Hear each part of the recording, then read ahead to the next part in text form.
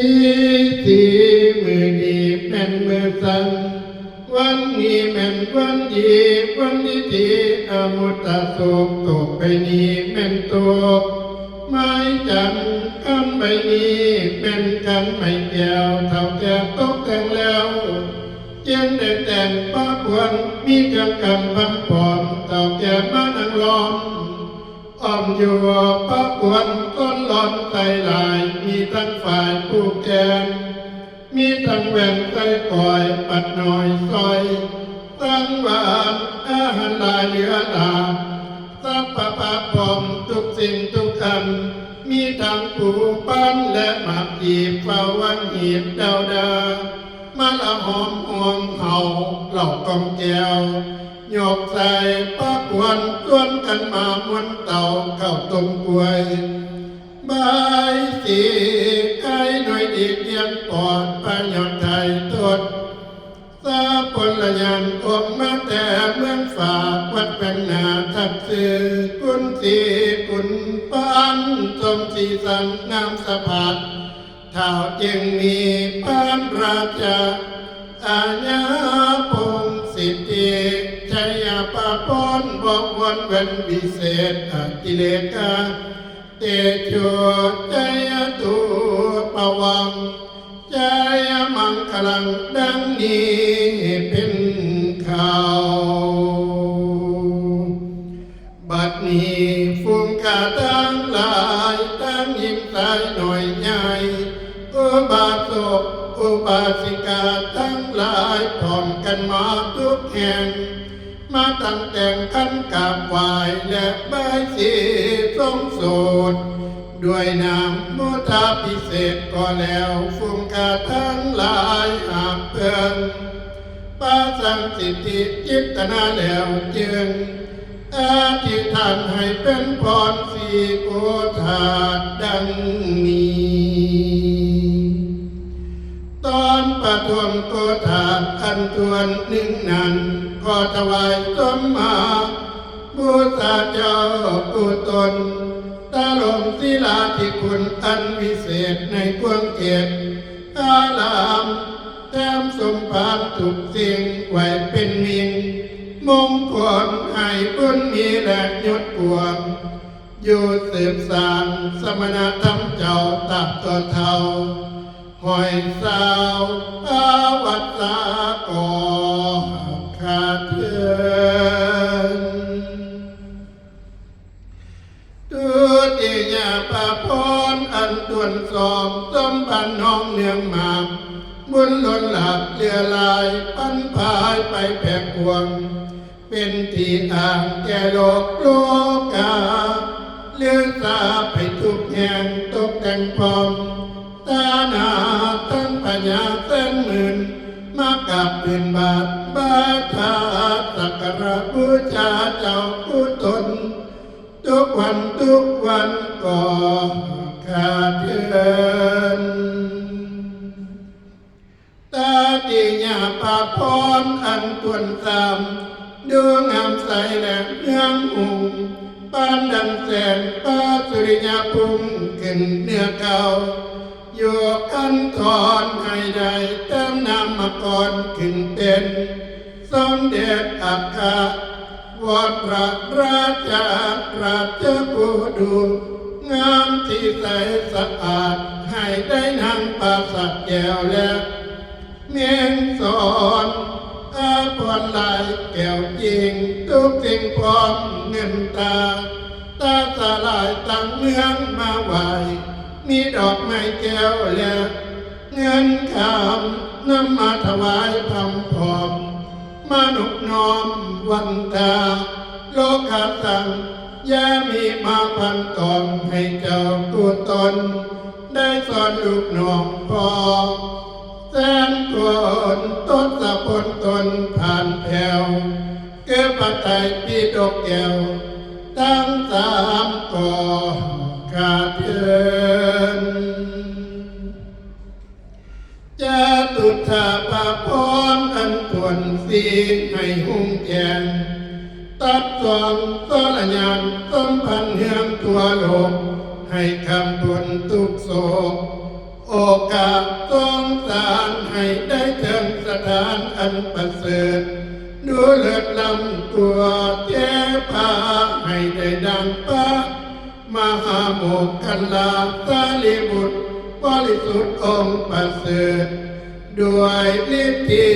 ตรณิตซอยคำอินทลำเติมสัทธาจตุลานาคุตมนุษย์กงพันพ้นทันยักษ์ทั้งหลายอันใหญ่ยังอยู่กูป่าใหม่ไปอาน้อมทั้งจอมเขาและจินนำมหาสมุทรสุดแดนแสนโกฏขอบจักรวาลให้ทะยานมาด้วยฤทธามีเครื่องสักการะบูชาพัมพรมนุษย์น้อมประนมก่อนถวายพรไปยาขัดแก้วได้เลือดแล้วด้วยในอาคาถาว่าใจยตุปวังใจยมังคละดังนี้เป็นข่าวก็ให้เจ้าผู้ตนมีใจชนะภาพแผ่พายามานผู้ใจบาปมากราบพื้นบาทบาทาสักการะบูชาเจ้าผู้ตนทุกวันก็กาเดินอันหนึ่งก็ให้เจ้าผู้ตนตะลงที่ลาที่คุณข้ามาอดยังอยากคอยกระทำเพียรใจสะเทียนแก่นขนาดองค์อาจด้วยปัญญาตะลงวัดสาลายขนาดองค์อาจแท้อายธรรมสุตตนิกายทั้งหลายอันวิเศษจบเพียรพร้อมปวินัยพระอภิธรรมทานใกล้แจ้งจอดตลอดถึงเต่าปัฏฐานทั้งอาทิกรรมฐานไขเมืองราชก็ให้เจ้าผู้ตนเป็นสมณะมันยืนยอมเยลกะคงเท่าหอยสาววัดสาจะได้ถอยเท่าตัดต่อเท่าเข้าสู่พระนิพพานทุกตนทุกองค์ก่อขาดเถินสีสิทธิสุมังคลาอาภมปมวิหารสาธันดวงวิเศษมือนีคอยจักเชิญเอากวนพระกูเจ้ามาเฮาก้อยจักเต่าเอากวนพระกูเจ้ามาหอมอาจจะในมือนี้วันนี้ว่าไม่เยอะกวนควรจะไปปลูกโกเป็นหากก็ให้มาสามือนี้วันนี้ควรจะไปปลูกหมากเป็นใบก็ให้มาสามือนี้วันนี้ควรจะไปปลูกหัวเสียงกายใบเกี้ยวอ่อนก็ให้มาสามือนี้วันนี้ว่าไม่เยอะคนมานำทางคนทองมานำปองคนเที่ยวมากินข้าวต้มและของหวานมากินน้ำตาลและน้ำอ้อยหมอพรเอินจอยควรเจ้าให้เต้ามาว่ามาเยอะควรควรจะไปมุดน้ำสาใหญ่กินปลาก็ให้มาสามือนี้วันนี้ควรจะไปอยู่นากินข้าวก็ให้มาสามือนี้วันนี้ว่ามาเยอะคนยามมาตาเว้น คำลงหลับป่าแสงยามเมื่อตาเว้นแดงลงหลับป่าใหม่วันเจ้าไปอยู่ฮ้อนเหนือหรือใต้ก็ให้หยิบมาเตรียมจริงอย่าซาวันเจ้าไปอยู่ฝากแดนไกลก็ให้มาสามือนี้วันนี้ว่ามาเยอะวันเอ่ยกวนเจ้ายังอะไรนำผู้สาวซ้ำหน่อยก็ให้มาสามือนี้วันนี้กวนเจ้าไปกินหลับก่อยน้ำลูกน้ำหลานก็ให้มาสามือนี้วันนี้กวนจะไปซ้ำลานอยู่เมืองพญานาคก็ให้มาสามือนี้วันนี้กวนจะไปลำบากน้ำหมู่พี่ตายก็ให้มาสามือนี้วันนี้ว่ามาเยอะกวนเอ่ยตั้งกวนในและกวนนอกกวนขอกและกวนกลางกวนเดียวบางกลุ่มจิ๋วกวนตรงหน่อยและเอาหนอมกวนผมดำดูอาจกวนปากตาแล้วเจรจาทั้งกวนตาและกวนคิ้วกวนนิ้วและกวนแขนกวนกาแฟนหลังไหลละไม่นั่นแม่นกวนหูก็ให้มาสามือนี้วันนี้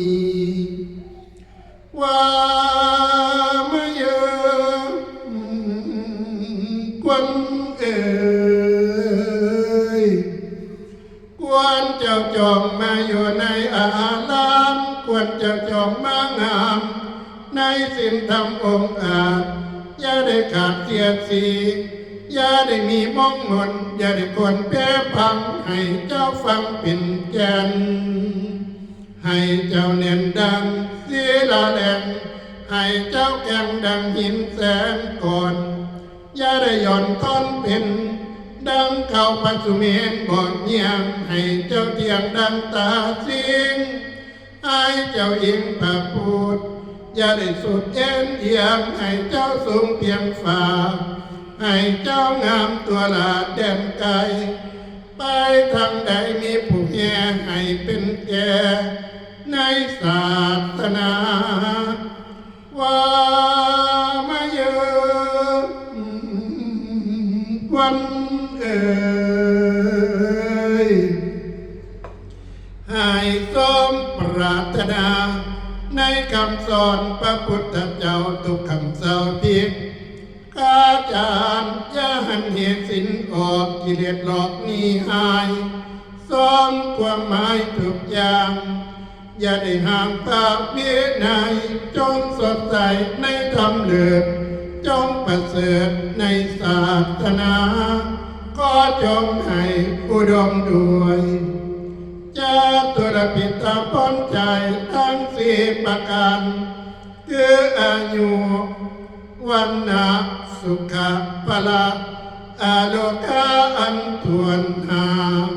ปฏิภาณอันทวนหกอาธิปไตยอันทวนเจ็ดจงเสด็จลงมารักษายังคันธาสันดานแห่งเจ้าตัดต่อเท่าเข้าสู่อานิรพันธ์ทุกตนทุกตนทุกองค์ทุกองค์ก็ขาดเทือนสัพพพุทธานุภาเวนะสัพพธรรมานุภาเวนะสัพพสังฆานุภาเวนะสัพพโสธีภวันตุเต